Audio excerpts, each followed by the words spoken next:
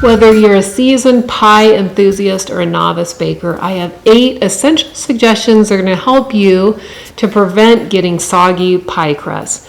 I am Amy from A Red Spatula, and I love baking pies, and I have made a lot of pies in my lifetime.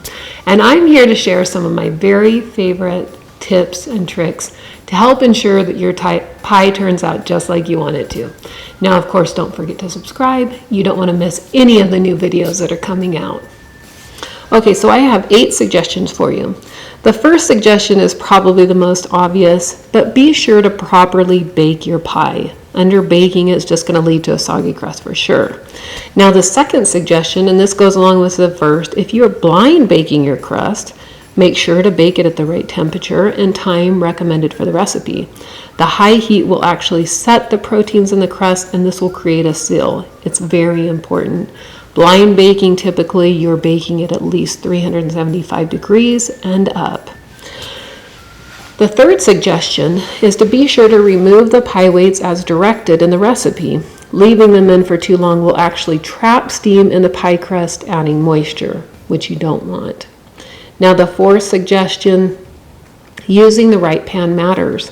I use glass pans, about 90% of the time. I love them, and I like the way that they transfer the heat, but I also like that I can see the bottom crust when it's browned.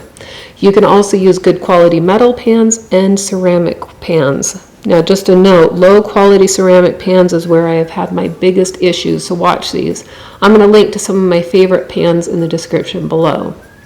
The fifth suggestion is know where the heating elements are in your oven. If your heating elements are on the top and you're baking in the lower half of your oven, it's going to take a lot longer for that bottom crust to cook as opposed to the top. So know where they're at and know where to put your pies when they're baking. Now, the sixth one, this one is important when you're baking fruit pies with a lot of liquid. I like to spread a thin layer of melted butter on the crust before pouring in the fruit filling.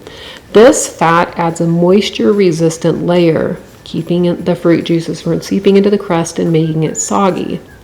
Now, the seventh, properly preheating your oven before baking is crucial in all baking, and especially with pie crust. This allows the crust to start baking as soon as it hits the oven and ensures even heat distribution. The eighth and last tip is to make sure your pie dough isn't too thick and it's rolled to an even thickness. This one's obvious, I know, but I just want to mention it anyway. If the crust is too thick, it's going to take a really long time to bake and might not bake all the way. I like mine to be a little thinner than about 1/8 of an inch. This is all that you need to know to get the perfectly, properly baked pie crust and not to have soggy crusts. As always, let me know if you have any questions.